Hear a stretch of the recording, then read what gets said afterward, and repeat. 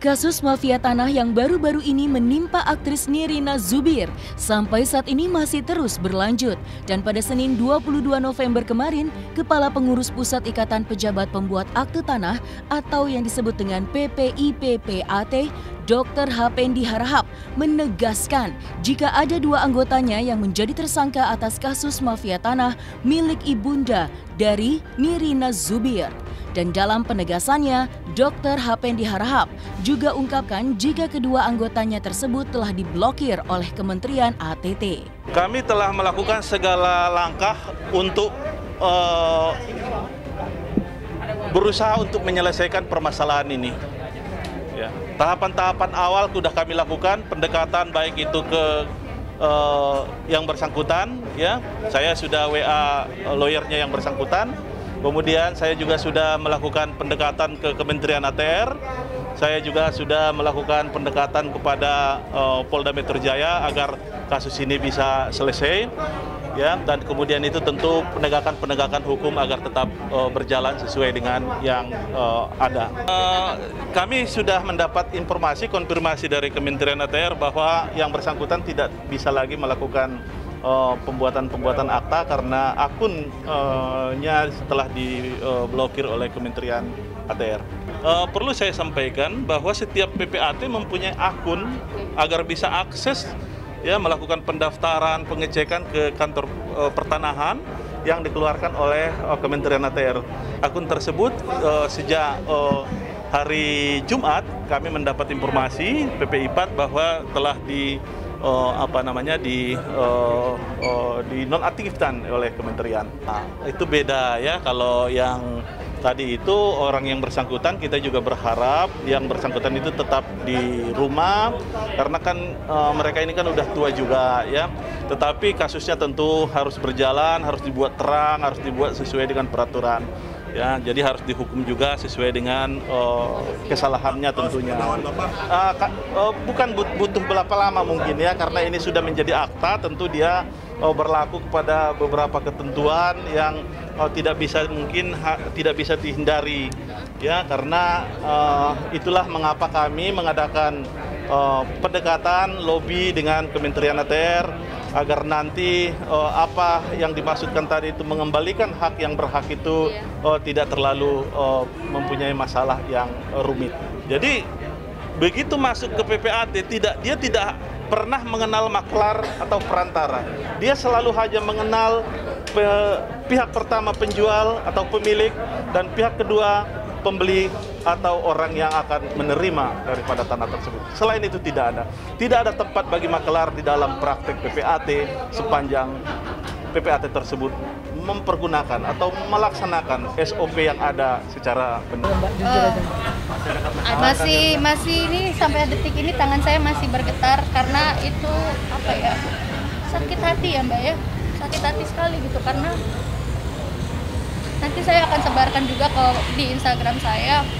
Ada berapa kata-kata ibu saya ditulis gitu di nota. Dia pinjam uang berapa, dijanjikan minggu depan kembali. Dia sudah ngambil segini segala macam. Apa ya? Jadi kok lu tega sih gitu. Ibu saya sudah ngasih lu kehidupan lebih baik gitu, memperbaiki kehidupan lu. Ternyata timbal baliknya seperti ini gitu. Jadi tadi nggak kuat saya sampai sekarang aja sebenarnya saya menyebut namanya aja masih berat dan masih penuh dengan amarah ya gitu. Tapi ya hukum sudah berjalan, saya sudah bisa setengah napas, keluarga juga sudah lumayan plong walaupun ini masih di awal ya karena masih ada pengadilan juga dan juga keputusan nanti, dan kami juga masih belum tahu juga nanti proses kedepannya. Surat tanah kami juga akan secepat apa juga bisa kembali menjadi hak milik dari ahli waris lagi.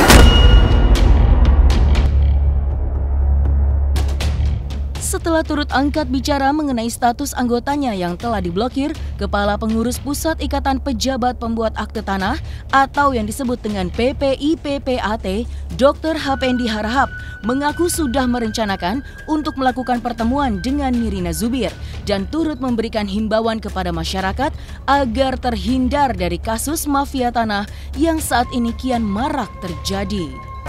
Tentu saya sudah mengajak, saya tadi sudah sampaikan, saya sudah WA, ya saya sudah WA lawyernya. Kebetulan saya dapat ininya, mudah-mudahan di waktu yang tidak lama itu kita bisa bertemu. Kami sebagai fasilitator tentunya ya, memfasilitasi antara beliau dengan anggota kami tentunya agar bisa diselesaikan. Tentu kita mengimbau kepada rekan-rekan seluruh PPAT di Indonesia ya agar selalu mengedepankan standar pelayanan, standar pembuatan akta yang telah ditentukan di dalam peraturan-peraturan yang ada. Nah, insya Allah jika PPAT melakukan standar pelayanan tersebut tidak akan pernah menjadi permasalahan hukum.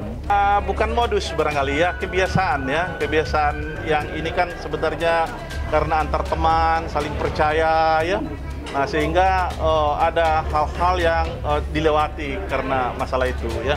Jadi, kami tetap sebenarnya kami ini sudah demikian bekerja keras ya dalam memberikan kepastian hukum kepada masyarakat.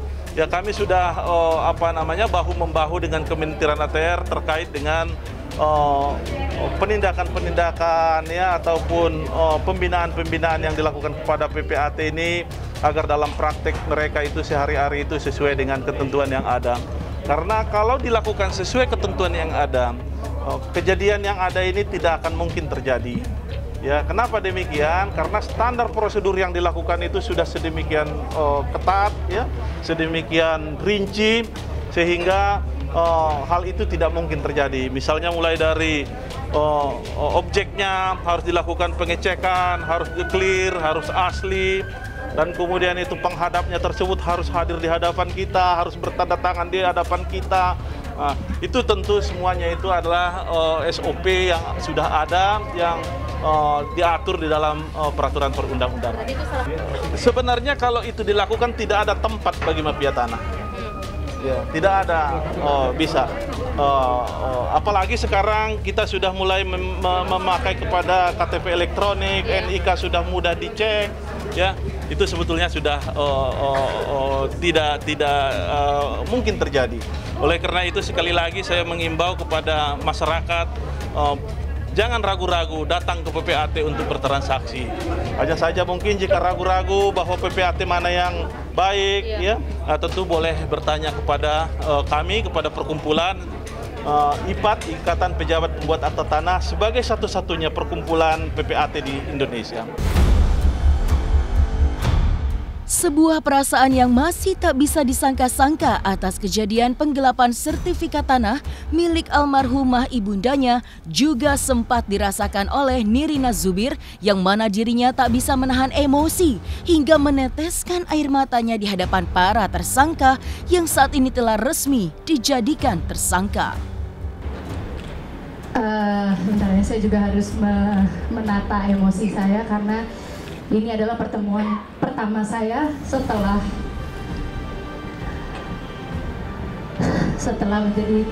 orang-orang di belakang saya ini menjadi tersangka dan akhirnya ditahan, khususnya adalah kepada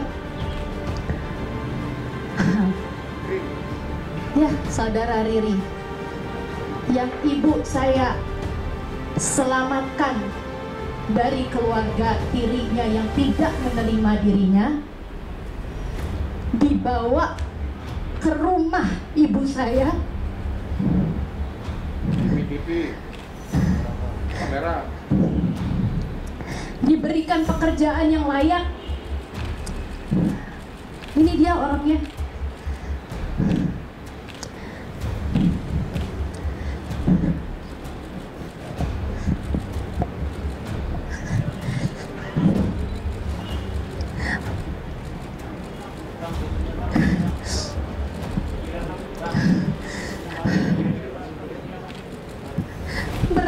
hati saya untuk hari ini ketemu sama dia, dan tidak ada sedikit pun dia sampai detik ini niatan untuk memohon maaf.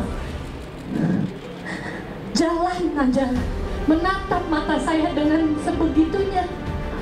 Even sudah di saat seperti ini, kamu masih berani menatap mata saya seperti itu. Saya setengah hati di sini, setengah bisa bernafas di sini bersama keluarga.